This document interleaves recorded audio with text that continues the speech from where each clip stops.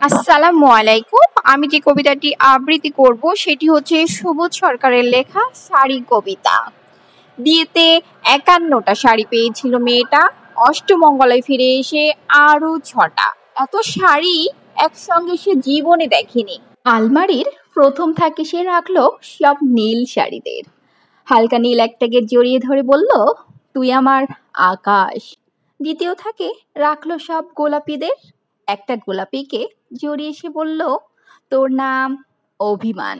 তৃতীয় থাকে ৩টি ময়ূর, যেন ৩ দিক থেকে ছুটে আসা সুখ। তেজপাতা রং যে শাড়িটার, তার নাম দিল বিষাদ। সারা বছর সে শুধু শাড়ি উপহার পেল।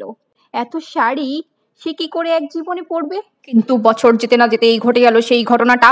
সন্ধ্যের মুখে মেয়েটি বেরিয়েছিল স্বামীর সঙ্গে চাইনিজ খেতে। কাপড়ে মুখ বাঁধা ৩টি ছেলে এসে দাঁড়ালো। স্বামীর তলপেটে ঢুকে গেল ১২ ইঞ্চি। উপর থেকে নিচে, নিচে নেমে ডান দিকে, যাকে বলে এল। পড়ে রইল খাবার। চিলি ফিশ থেকে তখনও ধোয়া উঠছে। এর নাম রাজনীতি, বলেছিল পাড়ার লোকেরা। বিয়েতে ৫১টা শাড়ি পেয়েছিল মেয়েটা, অষ্টমঙ্গলায় ফিরে এসে আরো ৬টা। একদিন দুপুরে শাশুড়ি যখন ঘুমিয়ে, সে তার সমস্ত শাড়ি বের করে ছতলার বারান্দা থেকে উড়িয়ে দিল নিচের পৃথিবীতে। শাশুড়ি পরিয়ে দিয়েছেন তাকে সাদা থান। ১৯ বছরের একটা মেয়ে, সে একা, কিন্তু সেই থানও এক ঝটকায় খুলে নিল ৩জন পাড়ার মোড়ে। একটি সদ্য নগ্ন বিধবা মেয়ে দৌড়চ্ছে আর চিৎকার করছে, বাঁচাও বাঁচাও বাঁচাও। পেছনে ৩জন, সে কি উল্লাস!